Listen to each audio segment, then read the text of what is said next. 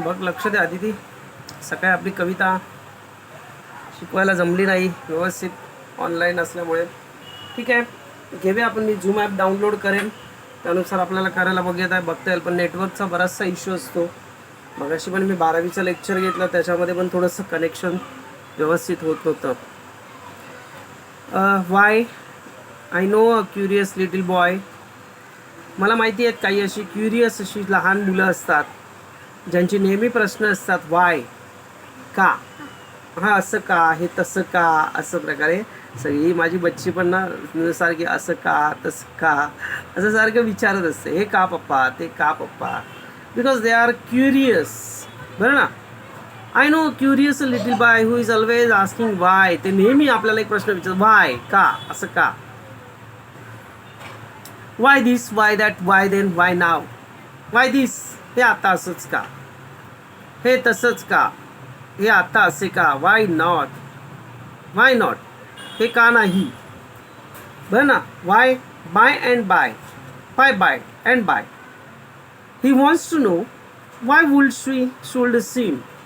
त्यांना हे जाणून घ्यायचं की लाकडाचा ओंडका जो आहे हा पाण्यावर का तरंगतो. Why lead and marble sinks. Lead म्हणजे शिसं, मार्बल म्हणजे काचेच्या गोट्या किंवा नदीच्या पात्रात असलेले गारगोटीचे खडक, जे गोलाकार झालेले असतात ना, गोल दगड, हे पाण्यामध्ये का बुडतात. Why stars should shine and winds should blow. तारे का चमकतात आणि वारे का वाहतात. And why we eat and drink. आपण खातो का आणि पितो का पितो, पाणी वगैरे आपण का पितो, आपण खातो का खातो, कशासाठी खातो, खाणं आपलं कशासाठी असतं. He wants to know what makes the clouds. त्यांना समजून घ्यायचं आहे की हे ढग कशासाठी कशापासून बनवतात. And why then cross the sky. आणि आकाशामध्ये ते इकडनं तिकडे कशाला जातात, उगाच इकडे तिकडे फिरत असतात का, why. Why sings the sun behind the hills. डोंगराच्या मागे सूर्य का दडतो. And why the flowers die. संध्याकाळच्या वेळेस सकाळी फुलं फ्रेश असतात, संध्याकाळच्या वेळेस ही कोलमडून का पडतात किंवा नरम का होतात. Why sings the sun behind the hills and why the flowers die. He wants to know why wind should come. त्यांना हे पण जाणून घ्यायचं की वाइंड्स, हवा का येते, हवा का वाहते. From out the bellows nose. आणि ती पण आपल्या नाका घालूनच का वाहते. नाका घालून वाहिल्यामुळे आपल्याला श्वास घेता येतं ना, ब्रिदिंग करता येतं. Why popguns should go pop and why. Popgun ज्या असतात गोळ्या मारायच्या, त्यातून बबल्स का येतात, त्यातून फुगे का येतात. The oceans ebbs and flows. Oceans, ebbs, tide water, मूस, समुद्राचं पाणी सगळं जमिनीवरच असतं. समुद्र हा जमिनीवर आहे, मग ते पाणी वाहतं कसं काय. बरं ना. He wanted to know why fish have a gills.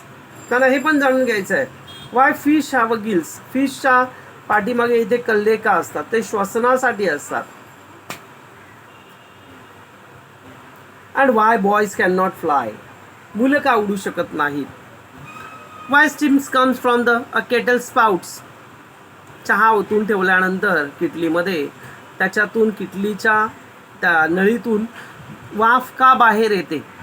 Y, का वाफ बाहेर येते. And rain falls from the sky.